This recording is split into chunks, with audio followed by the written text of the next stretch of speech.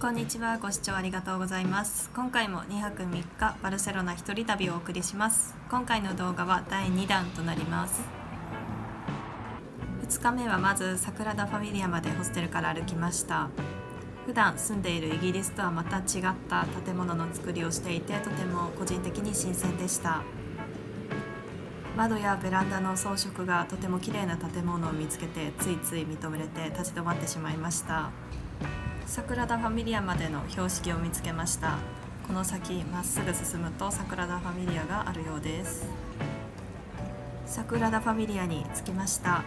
実際に見てみると本当に大きくて、上の方はまだ建設中であることがわかります。こんなに大きな建物なのに、建物の装飾だったり一つ一つがとっても細かくて、やっと実物を見ることができて感動しました。また道を歩いていると生ハムの原木がぎっしりと並んでいるお店を見つけました。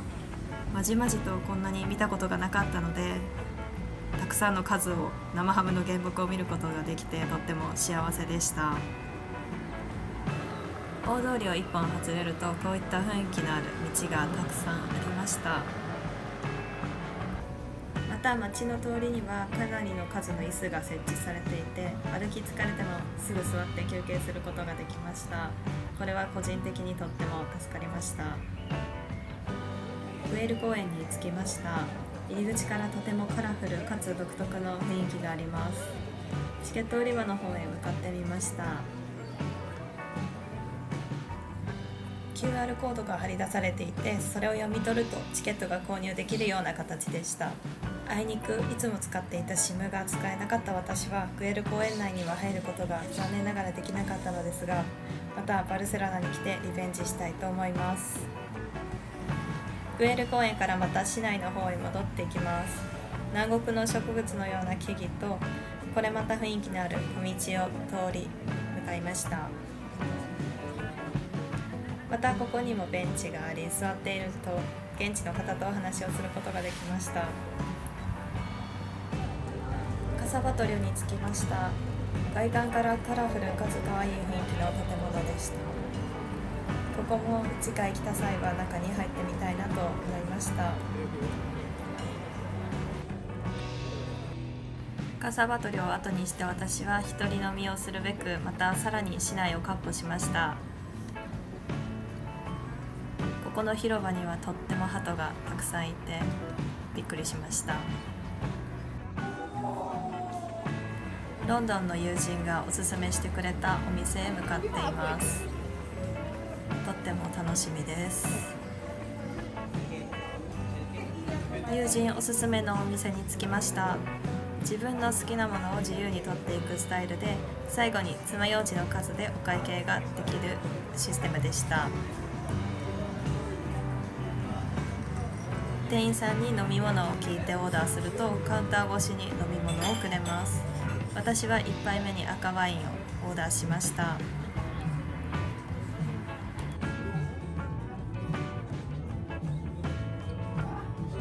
これは2杯目です。サングリアを飲むことができました。ソーダ割りでとってもさっぱりして美味しかったです。お会計は25ユーロほどでした。一人でとても入りやすいお店でした。店の隣にはパン屋さんがあって、とっても美味しそうなパンがたくさんありました。お腹が満たされた私はバルセロナ市内でお買い物をしていました。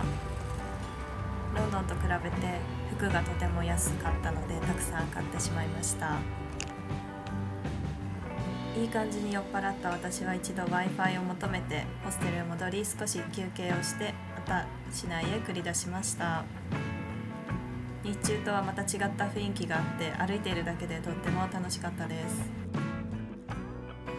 店先でサッカー中継をしている様子が見えたので、このお店に入ってみました。地元のローカルの食堂のようなところでした。私はイカフライとサラダ、ポテトが乗ったレートとサングリアを注文しました。とても店員さんが気さくな方で、日本語を話せる方でとても意気投合してしまいました。これでお会計がなんと15ユーロほどで、とてもお安くご飯を食べることができました。無事夜ご飯を食べることができたので、ホテルに戻って次の旅行の計画を一人考えていました。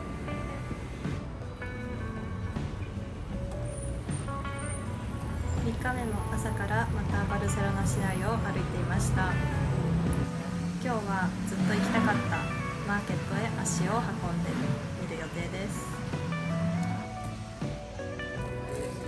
ついにマーケットに着きました。マーケットの中をいろいろと散策してみたいと思います。スイーツからフルーツ、魚介類、何でも売っていました。私はどうしても帰国前に生ハムが食べたかったので、いろいろなお店を吟味して生ハムを購入しました。値段の割に量がとても多くてびっくりしたのと、香りがいつも食べている生ハムとは全然違くて、バルセロナに行った友人たちが生ハムは絶対食べてほしいと言っていた理由が分かりました。そこから私は市内で買い物をして空港へ向かいました。行きと同じく水色の空港のシャトルバスに乗って向かいました。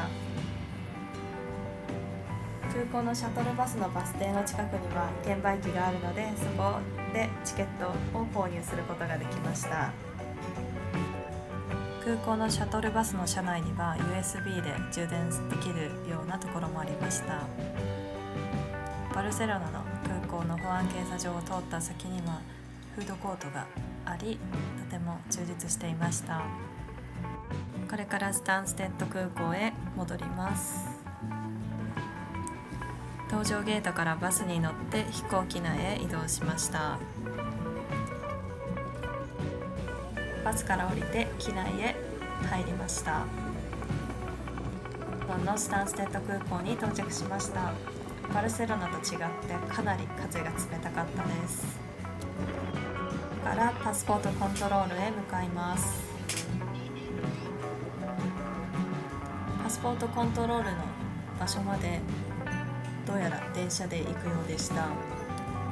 無事にパスポートコントロールも終わってシャトルバスに乗ることができました。2泊3日のバルセロナ一人旅、とても満喫することができました。海外旅行初心者の私でも観光地が中心地にギュッとまとまっているので、とても観光しやすかったですし、気候も1月下旬だったのですが寒くなく、日中はとても天気が良くていい気分転換になりました。最後までご視聴ありがとうございました。よければチャンネル登録よろしくお願いします。それではまた次回の動画でお会いしましょう。